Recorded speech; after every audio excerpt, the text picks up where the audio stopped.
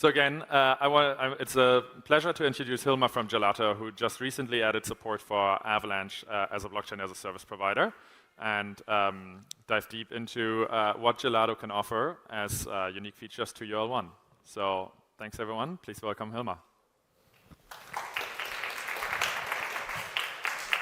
Hi guys, thanks again for having me here. It's a pleasure to be joining the Avalanche family, and to be honest, we already been in the Avalanche family, I think, since 2019, or really when Gelato was first sort of launched. I remember like the Barcelona Avalanche Summit, what was like 2 years ago, 3 years ago? Was a good one, so I already was on stage there, pitching like a different service that we built at the time. So glad to be back at the Avalanche Summit. So today what I want to focus on this conversation is to really give you a kind of like a holistic overview of what we do at Gelato, and then talk a bit about the customers that we have and the use cases that we see, and then also the learnings that we had from helping a lot of companies launch their own blockchains. And really, the blockchain is just one part of it. It's like the application or the services that they actually want to provide to users. And some of them struggle, and some of them also fail, right? And I think just like knowing and understanding what's caused this is also very interesting. And I've got this cool case study about like a cool service or product that I'm pretty excited about that I will tell you more about. So first, what is Gelato, right? So we call ourselves Web3's cloud platform, and it really is a conglomerate of what we believe is an end-to-end stack that companies need in order to launch their applications in the first place, right? And then the blockchain is really there to for like advanced users or users that have special requirements to get more out of this. And as you see, Avalanche, we just recently added support for the Avalanche as part of our stacks, and we have this whole sort of like service suite of services where I will go into certain parts today, which I think are like the most important ones for you as a builder if you want to build like a cool application. And there are a lot of basics. I think you will hear way too much about like scalable RPCs and compliance and so forth, so I don't want to bore you to death with these kind of things. But if you need something and you need enterprise support and so forth, of course, we have that. But I think that's table stakes today. We're built purposely for enterprises, so we got a lot of enterprise use cases. We have certifications, we have encryption, DDoS protection, everything you need. So if you're an enterprise, don't shy away from talking to us. And these are just a couple of stats about Gelato. So we have over 50 chains deployed on our platform. We have, with our Web3 services, Web3 services actually deployed on even more EVM chains, and we have over 700 projects using our services on a day-to-day basis. Across all our chains, we have over 600 million in TVL. We have a bunch of really high DeFi TVL, for example, Kraken. We really are not just infrastructure providers. What we do is we go into the stacks, we optimize the stacks, we really try to max out the performance and work together with our customers in order to meet their requirements, right? So we are engineers, actually, rather than infrastructure providers, but of course you have to learn to run infrastructure as well. These are a couple of really cool examples. So as I mentioned, Kraken recently launched a chain on Gelato to build their base-like ecosystem. We have Fox that built a really interesting provenance use case with us, Fox News of the States. We have eBay that uses us for their NFT gasless. Like they have an NFT platform where they mint luxury good certificates that are all executed by Gelato on the hood. League of Kingdoms deployed, which is a popular game, deployed a chain with us. Decentraland is using us for their gasless trading. Infinex is one of the fastest growing wallets on EVM chains. They are executing all of their transactions across all chains using our smart wallet SDK. Aave, I saw standing around, they're using us for their reward distributions, for bridging assets, for gasless voting, GMX for gasless trading. So all the blue chip, or a lot of these blue chip DeFi applications, gaming applications, enterprises, they work together with us here. So we know our way around all these use cases. So if you're building these, let me know. Happy to like brainstorm and talk about it. So let's maybe start with like the reasons why we think companies, especially enterprises, are going out to launch their own chain, right? And here are a couple of projects that launched their chain as an example, right? Robinhood, not really, but they just acquired this company. They also have a chain, so I bet you like Robinhood will probably launch a chain or announce a chain in the next 12 to 24 months, right? I think all of them will. And I think the first reason is really like timing. Like, why are these institutions coming to us right now? It's timing. Stable coins, RWAs, they have their room temperature semiconductor moment, right? Right now it's on vogue. Stripe is integrating it. PayPal is integrating it. Everyone is integrating it. So people are seeing the value. There is clear demand. There are users that these institutions can sell into, right? And I think what's important to understand is institutions are not here to buy from us. Institutions are here to sell their products to crypto. And crypto these days is so large that it's a very interesting customer base. You can sell your bonds. You can sell your LWAs. And so there's an interesting time to get on-chain.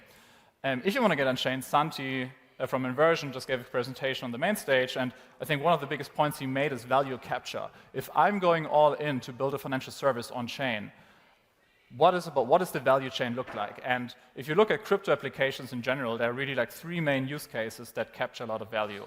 The crypto exchanges, right? We all know the exchanges, they make a ton of money.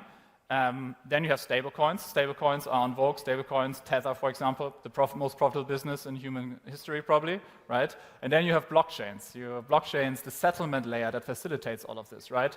They can take a cut on every single transaction that happens in an ecosystem. So they are a very, very good value capture mechanism. So value capture from the people that we talk to is quite important. And of course, control. You can have control about your infrastructure, about the scalability, who can interact with it, the compliance part, that it scales. You don't have this noisy neighbor problem of other applications deploying on your chain, so it gives you more control. But yeah, launching the chain is not enough. You need a couple of like key pillars to actually make it successful. And I think the first one, we don't solve this, we can't help you with this, but you need distribution if you launch a chain. If you just get started and you don't have any users and you don't know where users come from, etc., don't launch a chain, right? Don't come to me and say, Hilmar, I need a chain.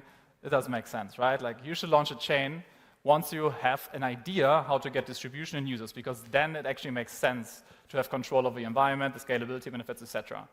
Once you have that figured out, okay, then what you need to ensure is that you have a great UX. You have a Web 2 style UX. Users don't even know which chain they're on. They don't know that they have to get a custom gas token, even though you might implement one. You need full abstraction of accounts, blockchains, everything. Then you can compete against other chains. Then, of course, you need to make sure that you have like a low sort of management and operational overhead. If you run the chain yourself, it might get very costly. You have to hire a whole team around it, right? This is what like blockchain as a service companies solve. We make sure we drive down the cost for you. And then, of course, you need to interoperate. If you have your own island over there that cannot talk to Base, Avalanche, Solana, whatever, then you probably will not survive, because it's all about aggregating liquidity and being composable with other ecosystems. Interoperability is key.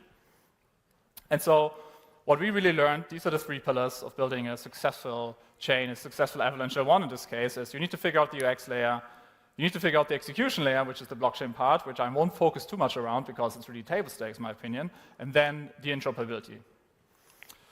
So the first thing that we built that focused, and we'll have like a bigger announcement going up with like a really big customer here, is our smart wallet SDK.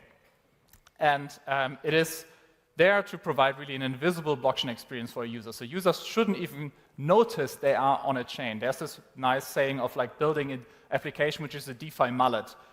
In the front, it looks and feels like a Web 2 fintech application. In the background, it's DeFi, it's all on chain, right? These are the experiences that I'm excited about. And what the Smart Wallet SDK does, it provides you with wallet as a service. You can just embed wallets in your application. No need to let them like write down seed phrases. You have smart contract accounts.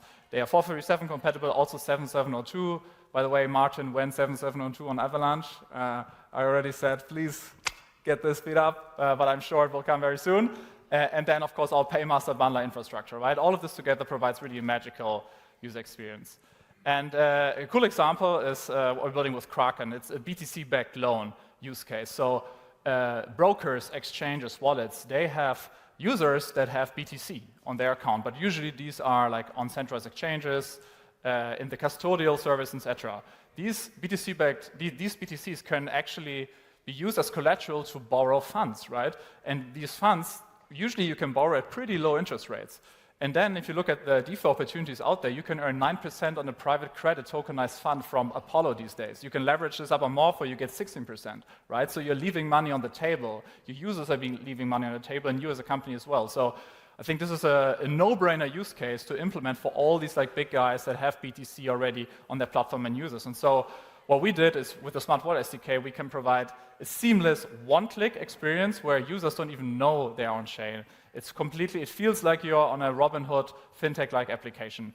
And it integrates with DeFi under the hood. We have the small video here where you can see it. So you just go in there, you log in with your email address. This is what I chose, the AVAX one. Then you get like a small code in your email. I don't have the email here. You put it in, and bam, you have a wallet, right? And the cool thing is you don't have a normal wallet, you have a smart EOA. What is a smart EOA? It's actually an EOA that delegates into a smart contract. So your EOA can now batch transactions, it has now full gas sponsorship, it has all the good smart contract capabilities that you're used to when having like normal account instructions. So what we do here is we claim our BTC from the exchange. We just have to click, we don't have to pay any gas. We had 0 ETH or 0 AVAX or 0 USDC in the wallet. We put that BTC in Morpho, we make one button, we click one button, borrow, and suddenly we had BTC come in our wallet without needing the gas token. We deposited BTC into Morpho, and bam, we have BTC in Morpho, and then we have USDC in my account, and then I can go and I can supply it to Morpho to even earn more interest, right? And I do this without signing a single transaction. I do this without having to manage any seed phrases or EOAs. It's just fully embedded. And I do this without any blockchain interaction whatsoever, right? And this is all powered by our Smart Wallet SDK in the background, which implements this use case. This is the first one, right? The second one is sort of like table stakes, as I mentioned already. It's the enterprise-scale blockchain infrastructure, and there we have it all. We have the licenses, we have the multi-regional cloud setup, so we can deploy this in Asia, in Europe, in America, to USA to have like very low latency. We manage the upgrades and so forth. We do compliance for you. So this is, for me, sort of table stakes. And we also have a UI. You can go there. You can click, hey, I want the Avalanche. I want this and this services. I want to deploy it. Bam, we deploy the testnet for you. So this is, for me, all table stake stuff. Now, very interestingly is the interoperability layer, right? So if you launch a cool chain, you have users, fine. But if you then are not able to help them bridge assets into your chain, then you will never build like a sophisticated, mature DeFi ecosystem that has liquid spot markets, liquid lending markets, all the good stuff that you probably want to have at some point, right? Maybe not for the starters, but probably at some point, right? Because you probably want to sell financial services maybe eventually, right? And so what we have developed is like a really compelling end-to-end interoperability solution that combines and aggregates multiple different ones into one. It makes it very easy, digestible, and accessible to our end users. So first of all, we use the native Avalanche interoperability, right? So if you want to interoperate with another L1, if you want to interoperate, if you want to interoperate with another L1, Avalanche scene chain, you can use the native Avalanche interop for trustless communication between these chains, right? And you can bridge assets from the seed chain, which has sort of like a really decent liquidity if you compare it to other chains, right? But what if you want to go straight to Solana? What if you want to go straight to Tron? What if you want to go straight to Base? This is where our Gelato import solution comes in. We utilize hyperlanes, permissionlessly deployable infrastructure under the hood, and we allow you to access these funds directly and mint and burn them on your chain. So you not only have access via Avalanche, you can have access directly yourself using your own infrastructure that we operate on your behalf. And the cool thing is that we developed like APIs and UIs that aggregate all of that under the hood. So you don't even have to worry about which route your user should be choosing. We just have one UI, Avalanche seed chain connection connected, hyperlink connected. If layer 0 deploys, we connect layer 0 and it's all there, right? This is available as a UI and also as APIs. Yeah, and that's sort of like already it. I think what's important that I want to bring to your attention is like it's not about launching a blockchain. Maybe you shouldn't even launch your own blockchain if you don't have figured out certain things like distribution, right? What I think is the big opportunity that I'm seeing right now is to really disrupt like fintech, disrupt financial services, and build these DeFi mullets. build a kick-ass UX in the front, right? And have DeFi rails in the back. And you have, instead of having like a discrete time experience where like interest rate is paid on a monthly basis, or like financial derivatives settle every week or so forth. In DeFi, we can automate this. We can have it continuous time, in real time, right? And this is what DeFi, this is what fintech try to do, right? Robinhood and other fintech applications, they allow you to transfer assets and it feels instant, but in the background it's still not instant, right? It takes like a month to settle or a couple of days to settle. Now we can build these applications that are instant, but also the back end is close to instant, right? And this unlocks so much. It unlocks great use cases, lower cost, lower margins, better rates, and this is really, I think, what I'm truly excited about. So if you are thinking about building any of these sort of use cases, definitely let us know. Happy to brainstorm. So we are your partners, of course, to build your successful Avalanche L1. We raised a bunch of money from cool investors. Scan this QR code over here that you probably don't see if you want to talk to us. I think I have 2 minutes, so we'll end it here.